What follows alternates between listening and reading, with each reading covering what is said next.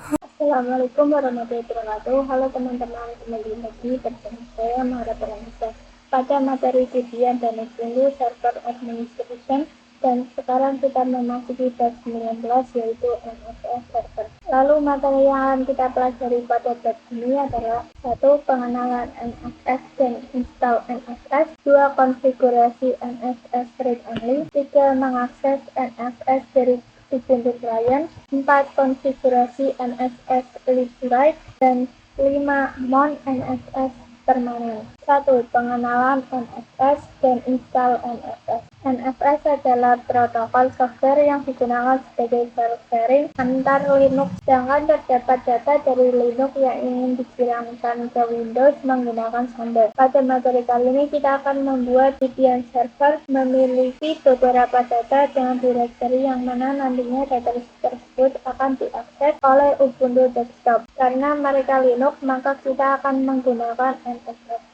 Sebelum menginstal, kita harus mengatur repository kita terlebih dahulu sehingga kita bisa update tentang Debian server kita secara online. Kita bisa link google.com terlebih dahulu, kemudian masuk ke nano/etc/apt/success.lib. Pastikan yang atas ini di dalam komentar dan kalian harus memasukkan repository ini.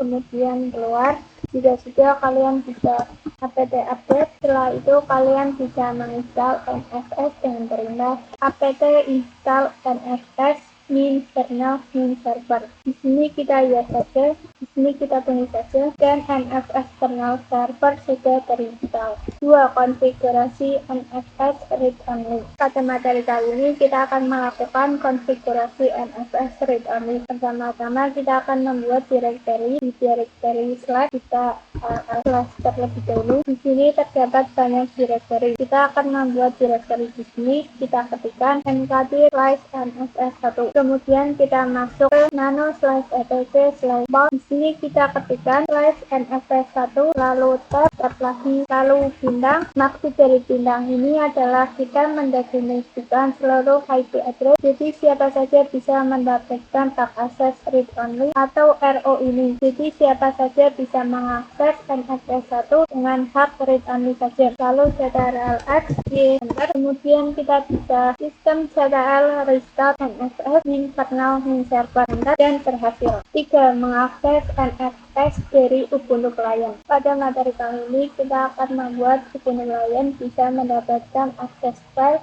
yang sudah dikonfigurasi sebagai NFS atau sharing file pada Debian server ini. Di sini kita lihat dulu ls. Kita telah mengkonfigurasi NFS1 ini sebagai directory yang bisa di-sharing ke IP mana saja. Sebelum kita menerima file dari Debian server, maka kita harus menginstal software sebagai penerima. Jadi sudo apt install nfs min command. Masukkan passwordnya, kita use, dan selesai. Kita akan cek apakah directory NFS1 berhasil di-share oleh Debian server. Kita harus memastikan terlebih dahulu klien ini bisa berkomunikasi dengan Debian server. P10.10.10.2 dan berakhir. Sekarang kita akan cek apakah directory NFS1 berhasil di-share oleh Debian server dengan summon min e 10.10.10.2. Di sini directory NFS1 berhasil di-share oleh Debian server. Sekarang kita akan coba menerima file yang ada di NFS1 ini dengan membuat directory terlebih dahulu pada posisi saya sekarang, yaitu /home/maura. Sekarang saya akan membuat directory yang bernama terima NFS, dan fungsi directory ini adalah menerima seluruh file yang kita terima dari NFS1 dan akan digunakan untuk menyimpan seluruh file dari NFS1 ini dengan komen sudo mount 10.10.10.2/nfs1/home/maura/terima min nfs slide. Di sini masih kosong karena kita belum membuat file apapun pada NFS1. Saya akan membuat file dengan komen couch/nfs1 ls1/app.txt. Jika kita cek dengan ls/nfs1, di sini terdapat file app.txt yang pasti sudah diterima oleh Ubuntu Desktop. Jika kita lihat terima NFS, filenya sudah diterima melalui direktori terima NFS ini.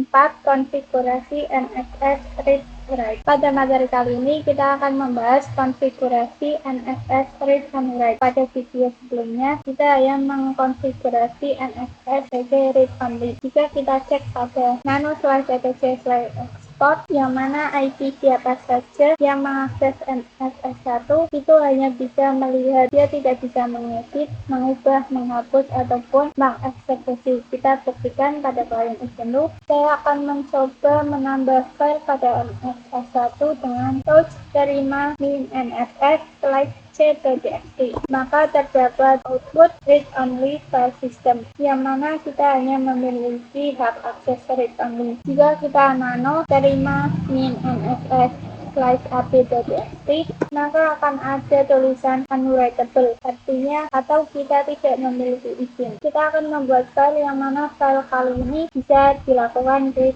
and write, jadi bisa dibaca dan diedit. Dan pada video kali ini kita akan membuat directory baru yang bisa diakses oleh IP dengan network 172.16.1.0/24. Sebelumnya kita buat directory terlebih dahulu, mkdir/nfs2.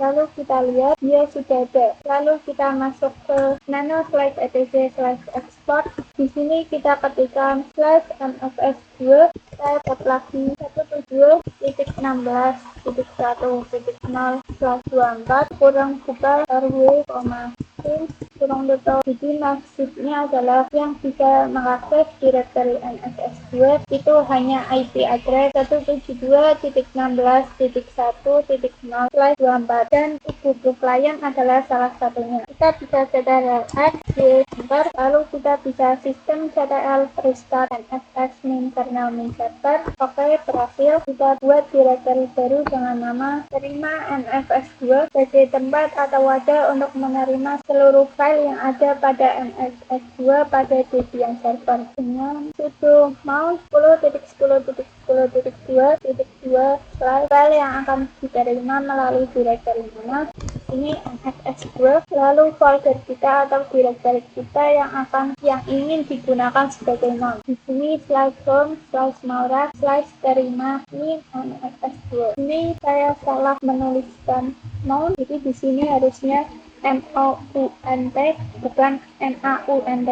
Kita enter, kita cek dengan terima min NFS2. Di sini belum ada apapun. Kita akan menambahkan file pada NFS2 dengan /nfs2/hello.txt. Sekarang kita cek lagi terima min NFS2 sudah ada barunya. Sekarang seluruh file yang ada pada NFS2 di mount directory terima NFS2 ini bisa kita edit dan bisa diubah. Kalian bisa mencoba sendiri ke perintah nano atau membuat file baru dengan pada directory NFS2 ini. 5. Mount NFS permanen. Pada materi kali ini kita akan mempelajari mengenai mount NFS secara permanen. Mengapa kita harus melakukan NFS secara permanen? Karena pada video sebelumnya itu kita melakukan mount pada directory yang kita buat pada klien Ubuntu ini dengan directory yang kita buat pada Debian server, yang mana setiap file pada Debian server akan sinkron dengan directory pada Ubuntu Desktop. Seperti yang kita lakukan pada video sebelumnya, yaitu kita melakukan sudo mount. Konfigurasi mount ini tidak akan permanen. Maksudnya adalah ketika Ubuntu Desktop kita mati, kita harus melakukan sudo mount lagi seperti ini secara manual, dan itu adalah sesuatu yang tidak efisien dalam konfigurasi sharing file. Kita akan membuat mount secara permanen pada Ubuntu Desktop. Di sini kita masuk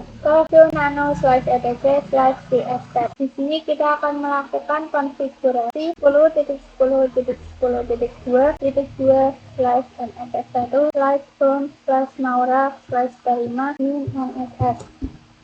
Tab 2 kali NFS tab lagi update, lalu ctrl X di enter. Sekarang ketika Ubuntu Desktop kita mati lalu nyala kembali, kita tidak perlu melakukan konfigurasi mount lagi. yang mana nantinya data dari bagian servernya selalu sinkron pada directory yang sudah kita mount pada Ubuntu desktop ini, yaitu pada terima NFS. Oke, mungkin itu saja pembahasan pada bab 19 ini. Semoga bermanfaat dan sampai bertemu di video selanjutnya.